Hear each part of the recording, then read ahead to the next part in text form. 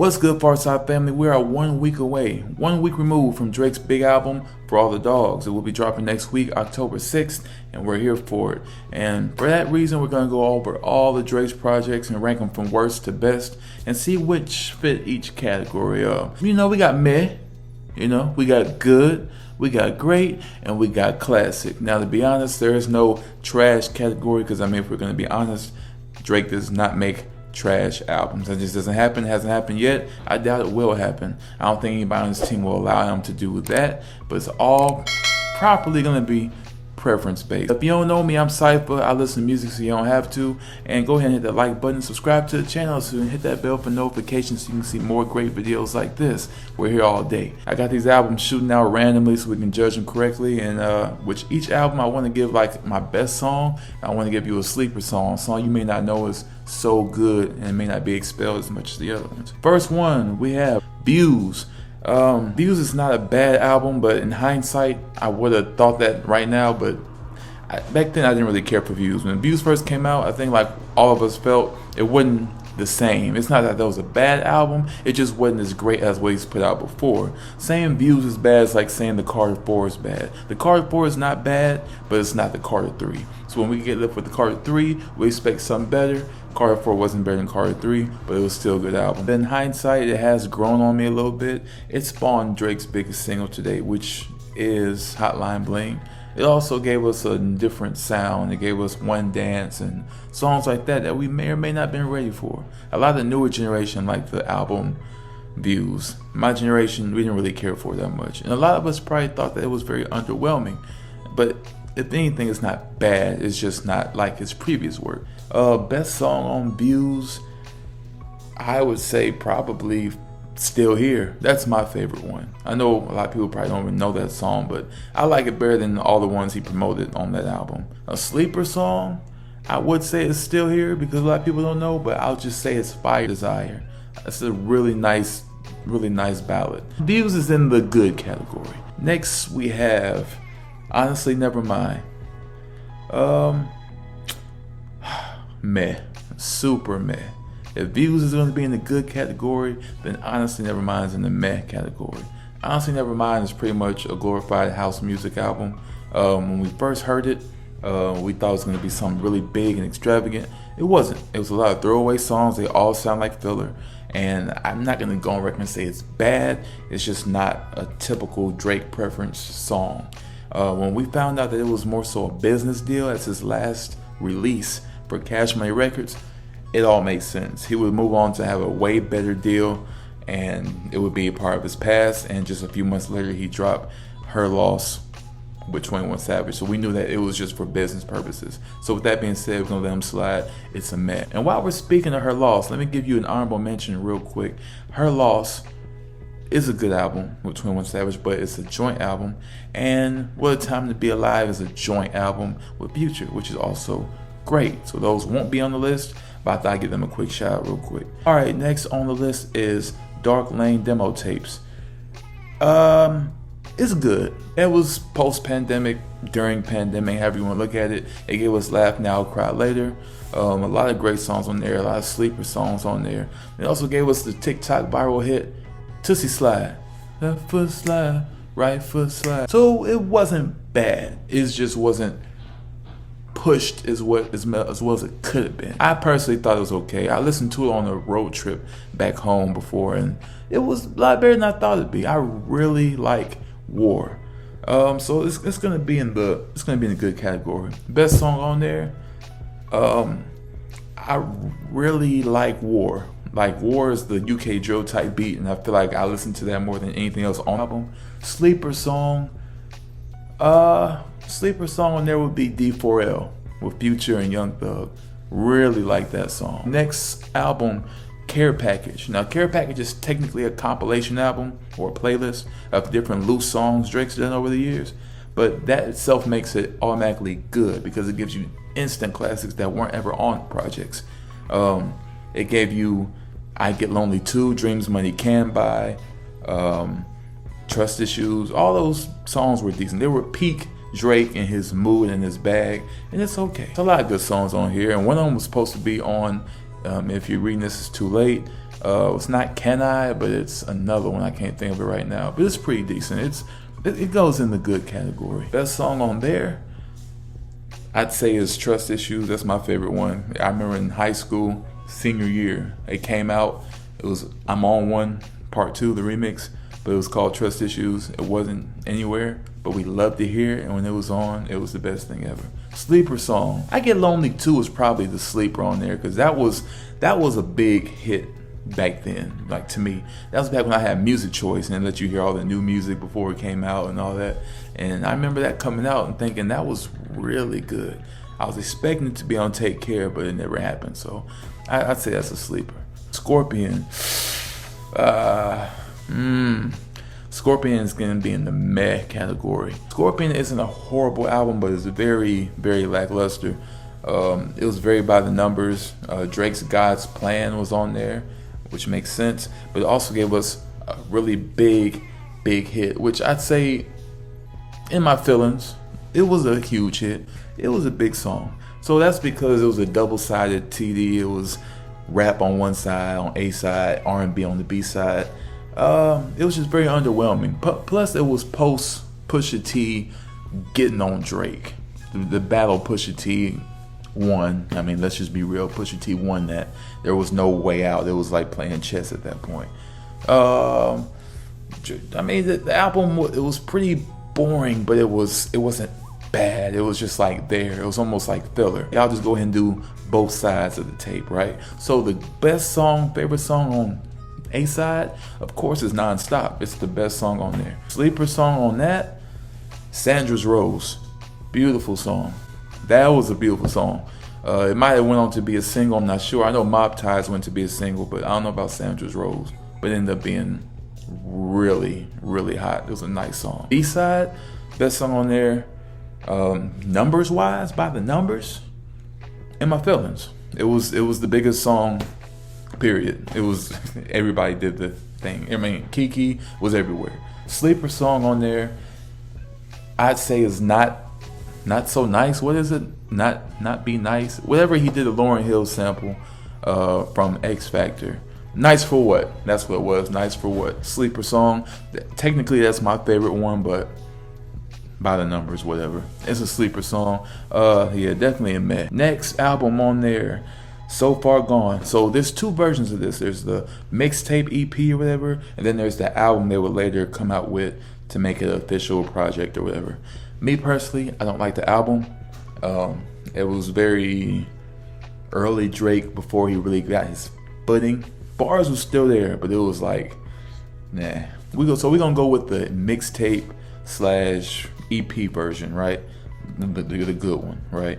That's gonna be in the great category. This was what set off everything. This is what we had Best I Ever Had. This is where we had Successful. This is where we had a lot of great tracks, Brand New, all these great songs. Best song on there, of course. I don't know.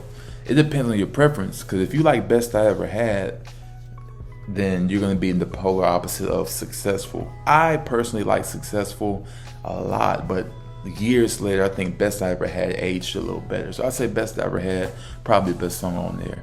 Sleeper song, I say Uptown with Lil Wayne and Bun B. I don't know. Each song was a slap. Everybody knew it. I mean, but that was one I had on repeat a lot. Heavy. If you're reading this, it's too late. Great album. Great. That's what gave us Drake's transition from superstar to megastar. This is what started off the whole drop off an album out of nowhere, don't see it coming. This would start off that whole trend between him and Beyonce doing that year, just dropping off something or whatever. That's what really just kicked off everything to where it's like, that's the new thing. There is no release date. It's here and it's now, and I hope you're ready for it. That's how things are going now. That's what kicked it off. We got a whole nother side of Drake, and yeah, this was technically a mixtape, but it's an album. You can stream it anywhere. Great album too. It was, I mean, from beginning to end, instant cuts, instant classics. I'm tempted to put it in the classic category. I really am. But we want to save the classic category for the classic. Now, mind you, I do go back to this album a lot, but not as much as others, which I'd consider just a tiny notch above this one. So we're gonna keep it in the great category. Favorite song on there?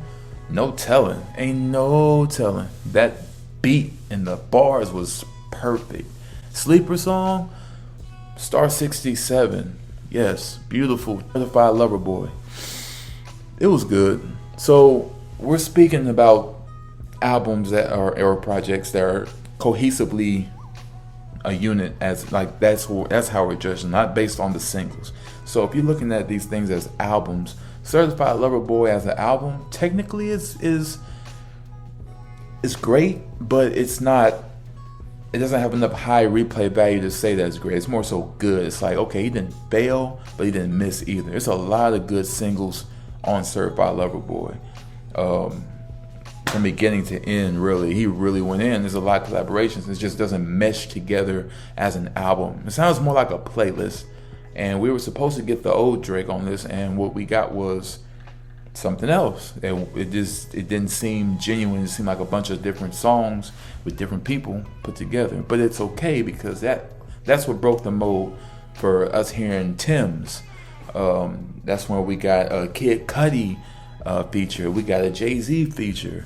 We got a huge Wayne feature. And it was just great across all boards. So it was a good album, just not as memorable as a lot of his other ones. Favorite song on there? Oh yeah.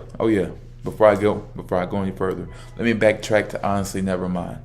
Because I really didn't like that album, but that's how much I didn't like it. I forgot to give it a best song and sleeper song.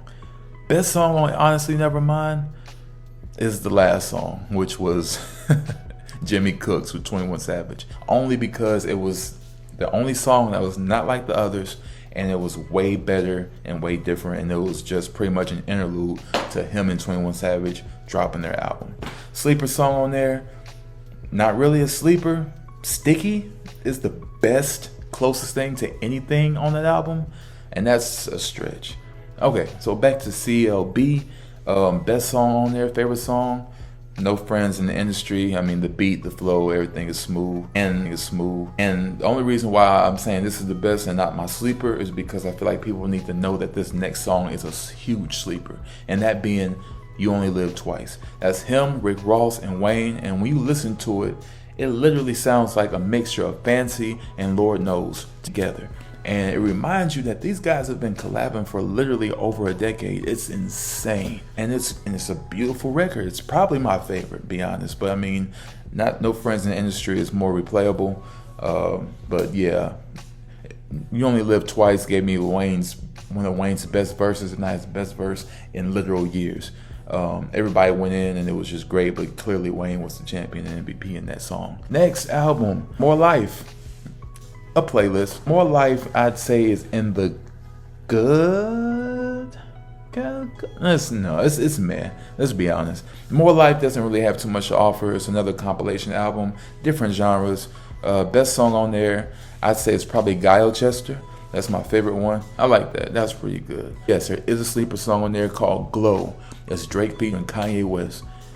Beautiful record. That's all I can say. It's not even that much bass. It's just like them going back and forth. It's like they're in two different rooms, but it's beautiful. Check it out, please. It's called Glow. Next album, Take Care. Oh, of course, classic. That's considered Drake's best album, if not, or maybe his second best. It depends on what side you on. I can't even explain how brilliant that album is. I mean, it gave you everything. It literally did. It gave us The Weeknd, we never heard of before, but it gave us so much. It was a brilliant album. It gave us Marvin's Room, what broke out into what I would call probably the first mainstream emo type rap song, to where if you didn't like that first, it grew on you anyway, and you end up loving it. It was sympathetic. It was art. It was, in my opinion, my favorite Drake album, period. Favorite song, The Ride. That outro to the album, to me, my favorite Drake song to date. It features The Weeknd. Brilliant music, brilliant song, brilliant sample. The words can't describe it. Go check it out. Sleeper song on that is the intro, Over My Dead Body. I don't know who that artist is, JMSD or something, but brilliant. One of the best intros I've ever heard. Next, we have Thank Me Later, classic. That's Drake's baby. That's his intro into the world. That's his first big studio album. There's no words to describe it. Brilliant songs, brilliant music, brilliant collaborations with Alicia Keys, Fancy with The Dream, T.I., Jeezy's on there, Wayne's on there, of course, Nicki Minaj, Birdman. I mean, it's everybody. It's a star-studded cast. Brilliant. Best favorite song on there. Honestly, I don't know. Has a lot of great songs on there. Probably Karaoke, which is not a single. It's just so different. I used to hate it when I first heard it, and now it's one of my favorite Drake songs ever. Top 10. It's weird. It's weird that works. It's barely hip hop. It's a barely hip hop song, but it's just my favorite one on there. Sleeper on there. CeCe's Interlude. Again, not a single. His singles were great on the album.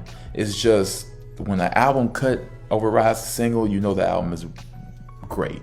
CeCe's Interlude, all those short, very effective. Love the production. And last but not least, we have Nothing Was the Same. Of course, it's a classic. It's considered Drake's best album. A lot of people think it's his best album. I think it's in a tie with him and Take Care.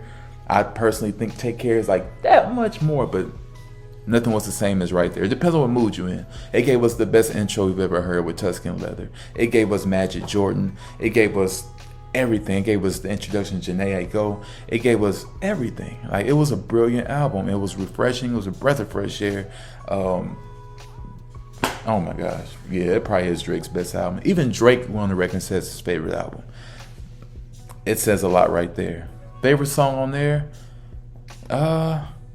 Might just be From Time with Jhené Aiko. I don't know. Great song.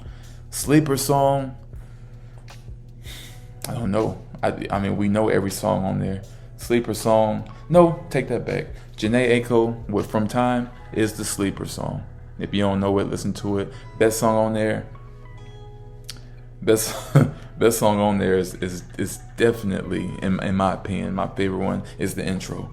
Nobody went in on the intro like he did. Tuscan Leather is the best intro ever, period. One of them, top 10. We'll give it that. That was all of Drake's albums and projects. 0 to 100, which should have been on the album or whatever. Worst to best. Thank you guys for watching, and check this channel out for all the dogs review next week when it drops. Like the video, subscribe to Pharcyde TV, and I'm out. Thank you guys, and hit that bell for notifications for more great videos like this. Peace, have a great one, and take it easy.